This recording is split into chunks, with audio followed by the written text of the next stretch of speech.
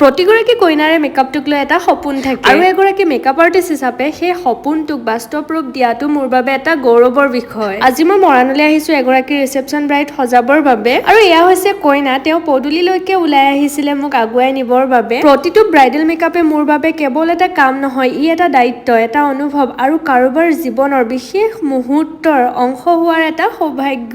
আজিৰ কইনাগৰাকী কিন্তু normal makeup নকৰাকে সাংঘাতিক মৰম লগা আছিলে আৰু তেওঁৰ ফাইনেল লুকটো হোৱাৰ পাছত কি বুলি কওঁ, আপোনালোকে নিজে দেখিলে অনুভৱ কৰিব যে সঁচাকে তেওঁক বহুত বেছি ভাল লাগিছিলে। আপোনালোকেতো মোৰ প্ৰতিটো ভিডিঅ'ই চাই থাকে আৰু চাই থাকোতে হয়তো এটা কথা মনলৈ আহি থাকে ন যে আপোনালোকৰ বিশেষ দিনটোত মোৰ পৰা এটা ধুনীয়া মেকআপ ল'ম বুলি। গতিকে যিসকলৰ বিয়াৰ ডেট ফিক্স হৈ গ'ল তেওঁলোকে স্ক্ৰীনত দেখি থকা নাম্বাৰটোত এতিয়াই যোগাযোগ কৰি তেওঁলোকৰ বিশেষ দিনটোৰ বাবে মোৰ পৰা ধুনীয়া ধুনীয়া মেকআপ কেইটামান বুক কৰি ল'ব পাৰে। মই প্ৰথমতে কৈছো ন, কইনাগৰাকী বহুত বেছি মৰম লগা আছিলে। তেওঁৰ কথাই বতৰাই সঁচাকে বহুত বেছি মৰমীয়াল আছিলে। তেওঁৰ যুগ্ম জীৱন সুখৰ হওক, ভগৱানৰ ওচৰত তাৰে কামনা।